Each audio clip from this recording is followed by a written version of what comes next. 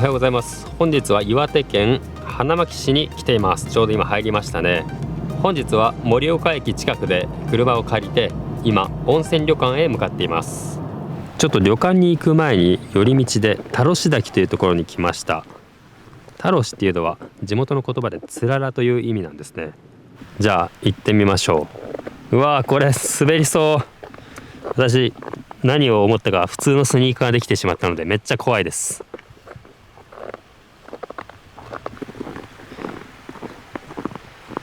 すごいなんか仮設の橋みたいなのを渡っていくんですね。こんな本当に行けんのか。そこロープ捕まっていけんのそれ。まあそれなら安心だわ。ズボン突っ込んじゃって靴だってそれなんか濡れてんじゃない？ちょっと染みてきたかも。とまあ5分ぐらいこのやばい道を登ってきて見えてきました田呂の滝。もうこの時期はこんな凍ってるんですよ。田呂滝登ってきました。すごいでっかいつらら。うわー怖い。ただ残念ながらその奥に水が流れてるじゃないですか。本当は多分2月の中旬ぐらいになったら、ちなみに今は2月の1日なんですけど、こっちも凍ってこの穴が開いてるところ、こっからブワーッとでっかいつららができるそうなんで、まだこれは安全帯ではないんですよ。こう来る前にインスタとかで調べてすごいなーって思ってきたんですけど、もし気になる方いらっしゃいましたら真冬にぜひ訪れてみてください。ただ本当に道が険しいのでスノーブーツ必須です。つららが至るところに生えてます。すぐ上にも気をつけないと。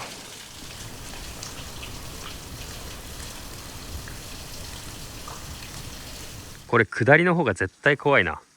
慎重にゆっくり帰りましょう。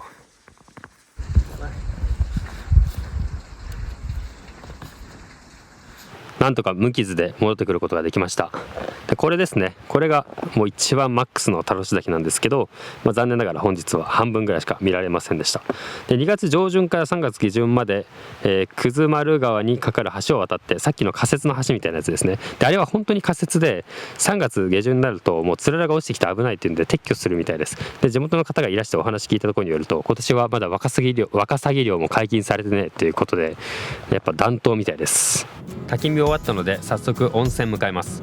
本日は花巻市内にある鉛温泉富士山旅館さんというところに一泊させてもらいます。花巻南温泉郷。花巻って恥ずかしながら私花巻東高校大谷翔平選手とか菊池雄星選手の母校のイメージしかなかったんですけど、結構温泉たくさんあるんですよ。ここ以外にもこの大沢温泉っていうのもこの辺りで非常に有名な温泉だそうです。鉛温泉スキー場ってのがあって、シャトルバスも出ています。もうぼちぼち着くと思いますね。あれが本当だ、スキー場だ。立派な建物ですね。富士山旅館新日本百名湯と書いてあります。鉛温泉は花巻南温泉郷にある開湯600年の湯治場で、東北を代表する名湯です。富士山旅館さんも創業230年以上の超老舗で、鉛温泉5つの源泉を一切の加水や加温を行っていない日本でも珍しい完全源泉かけ流しで楽しめます。文化財級の歴史ある木造建築や心温まる日本食だけでなく、最近リニューアルしたというセルフロウリュができるサウナもあり、忙しいほど見どころ盛りだくさん。旅館部湯治部のほか日帰りでのご利用も可能です。自動車以外でのアクセスは新花巻駅と花巻駅経由でシャトルバスが出ているので、詳しくは富士山旅館さんの公式サイトをご覧ください。おお、さすが花巻のスターだ。大谷選手のユニフォーム飾ってあります。ということでチェックインしてきました。本日のお部屋は30番です。30のお部屋、階段脇の好立地、いいですね。おお、もう純日本旅館みたいな感じでめちゃくちゃいい雰囲気。でもテレビはちゃんとでかいやつですね。おお、いいな。畳のいい香りがします。本日は2人で泊まって1人1万8000円です。約4万円弱ですね、2人合わせて。そして本日富士山旅館さんに事前に撮影の許可はいただいておりますので、あまり他のお客さんとか従業員さん映さないように気をつけて撮らせていただきます。もうすごい川側のお部屋、目の前に寒そうな川が流れてます。いいですね。いい川沿いの温泉旅館っていいな。あんま手伸ばしすぎとつららに刺されるので気をつけましょう。この富士山旅館さんは海町ダイアリーという映画でロケに使われてたらしく、友人曰く広瀬すずがあの赤い橋を歩くシーンがあったそうです。富士山旅館さんの一番の名物といえばこれでしょう。日本一深い自噴岩風呂白猿の湯と書いてあって、これなんと深さが125センチもあるんですよ。小学校1年生ぐらいの子でしたら頭まですっぽり埋まってしまいそうな深い温泉があります。で他にもいいですね、先ほど見た川沿いの桂の湯とか白糸の湯とか銀の湯とか、たくさんあります。楽しみです。で結構多くの温泉が混浴ですので、このような感じで何時から何時まで男性混浴で、何時から何時までは女性専用みたいなしっかりシフトが組まれています。この白猿の湯、なんでそんな名前なのかと言いますと、もともと600年以上前に白い野生の猿が温泉で傷を癒していたことが由来だそうです。この富士山旅館さんは240年ほど前にできた非常に老舗の旅館。ただ建物自体は近年新しくなったのかな。非常に綺麗です。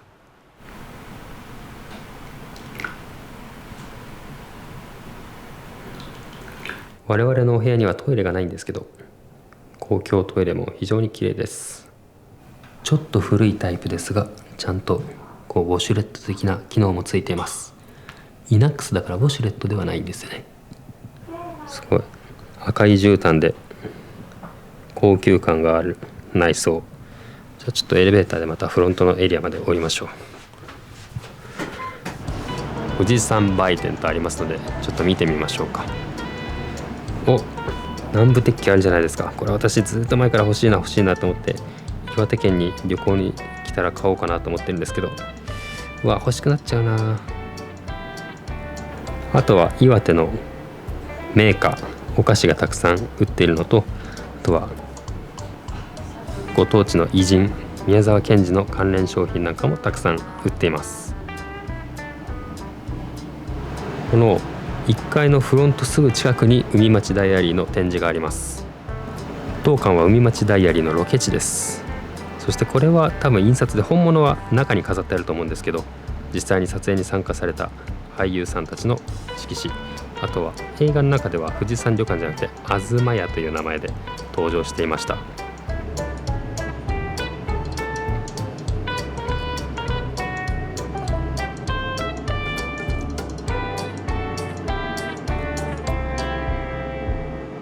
とりあえず白糸の湯と銀の湯があったんですけど、白糸の湯は現在女性専用の時間で、そして銀の湯は貸し切り風呂の時間、1組いくら3000いくら貸し切り3300円で1組貸し切れるそうです。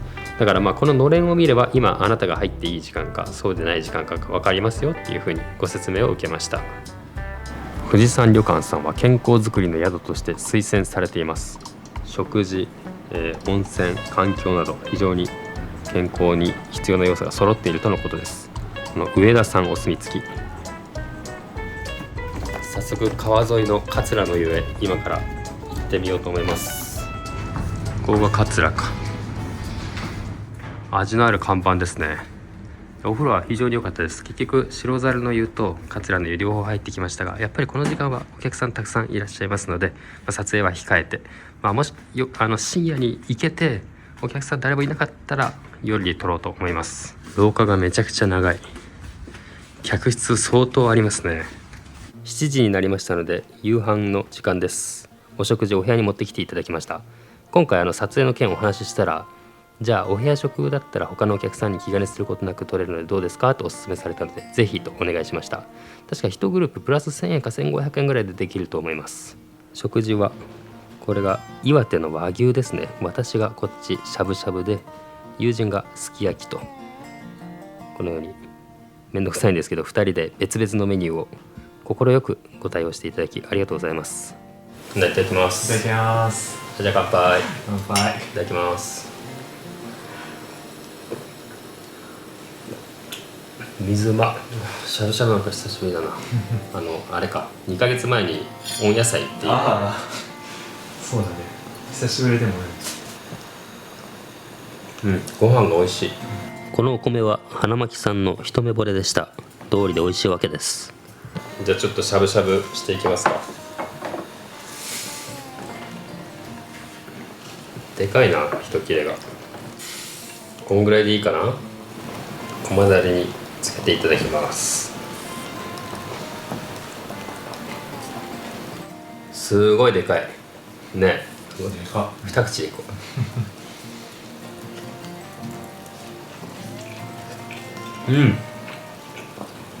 美味しい。岩手牛。なんか和牛ってもっと霜降ってるイメージあるけどさ、岩手牛は赤身の比率がちょっと高いよね。あんまり油してないからめちゃくちゃ食べやすくて美味しい。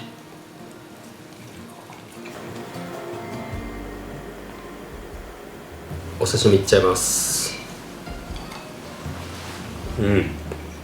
肉厚のマグロ美味しい。花巻市の地酒日本酒2合注文したので、これを一緒に友人と飲んでいこうと思います。はい、チェース。チェース。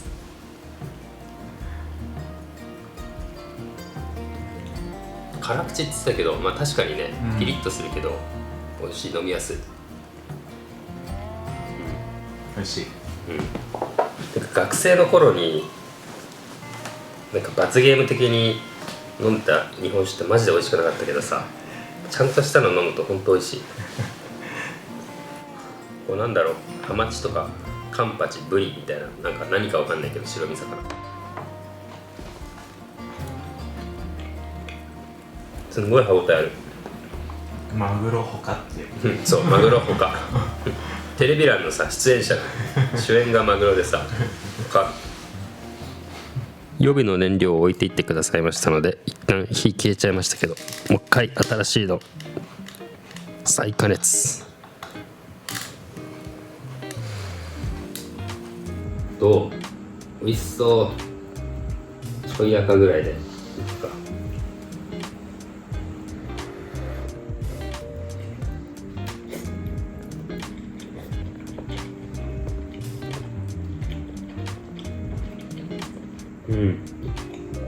美味しい。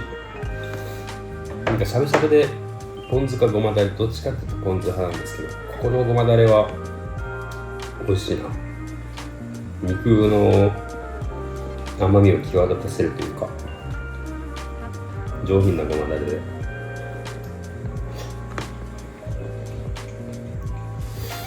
富士山旅館もし泊まりに来ることがあったら、すき焼きもしくはしゃぶしゃぶ、マジでぜひ食べてみてほしいです。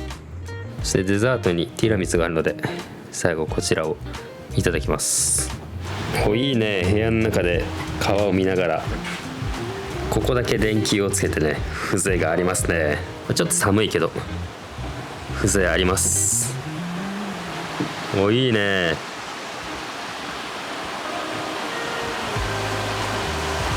いや本当にいい雰囲気で、京都の鴨川沿いの川床あるじゃないですか。料亭がずらっと並んでる、あんな感じの雰囲気です。ちょっと寒いですけどね、それがお部屋で楽しめるなんてもう贅沢じゃないですか。富士山旅館さんは日帰り入浴が夜9時まで OK なんですよ。結構長いですよね。だからさっきも言ったんですけど、めちゃくちゃ混んでて、多分近くのスキー場終わりの方とかも結構いらっしゃるんですよ。でもうすぐ9時になるんで、そしたらまた温泉行きます。ただちょっとアルコールを少しでも薄めるために水ガブ飲みしてから行きます。9時過ぎたので温泉使い行きます。改めまして、今回は富士山旅館さんに相談の上、他にお客さんがいない状況でのみ撮影の許可をいただいております。トラブルになりかねませんので、脱衣所も含めて電子機器の取り扱いには十分注意しておりますことをご報告いたします。さて、まずはこちらの白糸の湯。こちらには何といっても真新しいサウナルームがあります。レンズが曇ってしまいすみませんが、これで熱気が伝わるでしょうか。サウナストーンに水をかけることで室内の湿度を一気に上昇させ、体感温度を上げて汗をかきまくることをロウリュと言います。ちなみに室内は鉛温泉も登場する宮沢賢治の童話なめとこ山の熊をイメージしたデザインとなっています。大量に汗をかいてほてった体を水風呂で冷やします。この水もキンキンでした。富士山旅館さん分かってますね。そしてなんと外気浴も完備。外気浴なんて東京でも気持ちがいいのに、ここは空気のきれいな花巻で目の前には川が流れていますからね。抜群の環境です。自分の体や床から発生する湯気に身を包まれ、ふわふわした気分に浸っていました。どうですか？最高っすね。いや、ほんと岩手まで来た甲斐ありますね。時間の都合でサウナと外気浴を2セットしかできませんでしたが、最後に温泉に浸かって冷えた体を温めました。鉛温泉の源泉は無色透明のアルカリ性単純高温泉で、お肌に優しいのが特徴です。白糸の湯を出るともう夜10時を過ぎていて、しんと静まり返っていました。続いては桂の湯。こちらは男女それぞれ浴室があり、富士山旅館さんはシャワーのお湯も温泉だそうです。桂の湯は露天風呂があり、豊沢川のせせらぎをお供にゆっくりできるのがいいですね。冬の夜の外気はとても冷たいですが、だからこそお湯に浸かった際の感動もひとしおです。0時過ぎなんですけど、桂の湯はさっきから全然お客さんいなくて、ほぼ貸し切りです。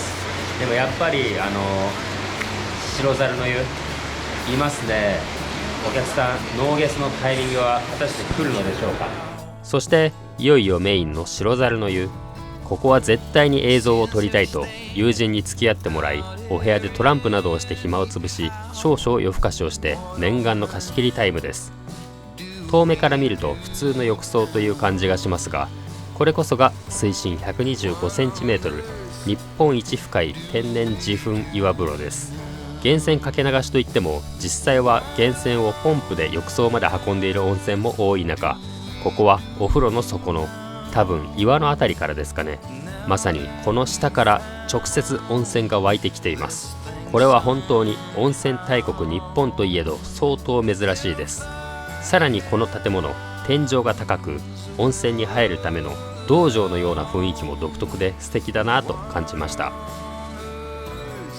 ちょっと友人にお湯に浸かってもらい、このお風呂がいかに深いかをご紹介します。一般的な成人男性が直立し、肩の下くらいまでお湯が来ていることから深さがよくわかるかと思います。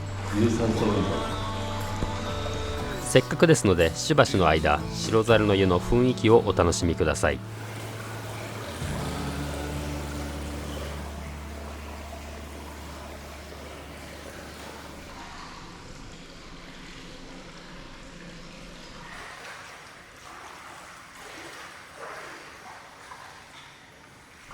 1時過ぎでようやくもうほんとつい数分前って言ったやつだから結構深夜でも入りに来る方いらっしゃるみたいです。本当にわずかな数分の隙間で撮らせてもらってるって感じなんで、もう本当富士山旅館さんに感謝です。ありがとうございます。いやでも最高、やっぱ貸し切りいいですね。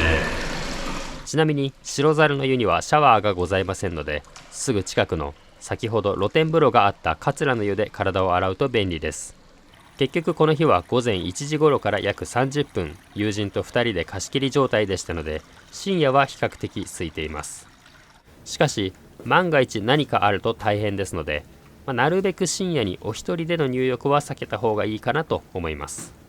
今回白金の湯だけ入れませんでしたが、夜遅くまで温泉を十分満喫したので、他のお客さんのご迷惑にならないよう静かにお部屋に帰ってきました。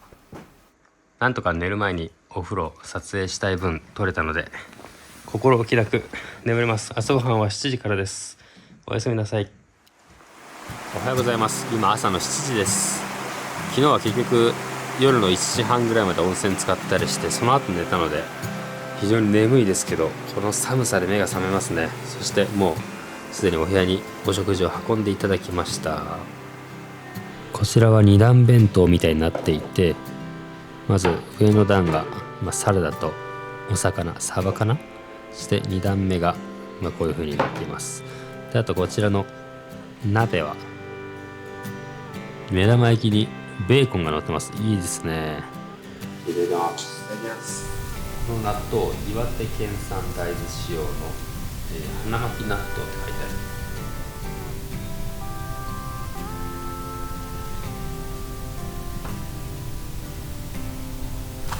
花巻納豆結構粒がでかいな。市販の納豆でいうと中粒ぐらいだから、個人的には小粒より中粒の方が好みなので嬉しいです。花巻納豆いただきます。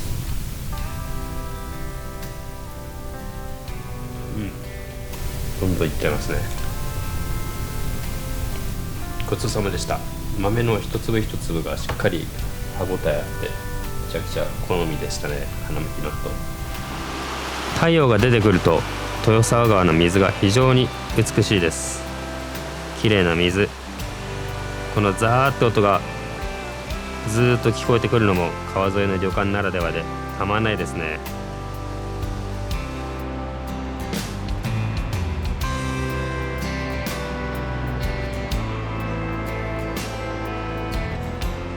朝ごはん食べて桂の湯露天風呂来ました。昨日はもう夜だったんで見えなかったと思うんですけど、皆様にこの美しい景色をご覧いただけて満足です。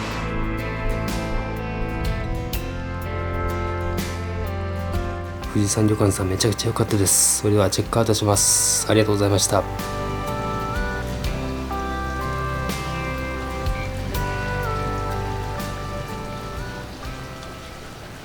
じゃあ一旦荷物置いて赤い橋見に行きますか。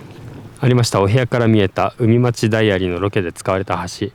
広瀬すずとあれ加穂だっけと長澤まさみ3人が渡ったんかな。映画だと女性3人がこっち方向に歩いてカメラがこっちから映してるんですよ。だから背景にちょうど富士山旅館さんが映るというそういうシーンです。確か冒頭の数分ぐらいで出てくると思いますので、ネットフリックスかなんかでもし見られる方はぜひ見てみてください。富士山旅館さん唯一の露天風呂桂の湯は多分画面中央あたりかな。で昨日の夜サウナ入って大満足した白糸の湯がここですね。ここ最高だな。改めて思い出してみてもちょっと見づらいんですけど、フロントがある建物、昭和16年とかにできた古い建物がこちら。古いって言っても中はめちゃくちゃ綺麗でしたけどね。で隣こっちが新しい建物です。今正面に見えている建物が多分白猿の湯、深い自噴泉の素晴らしいお風呂があるお部屋だと思います。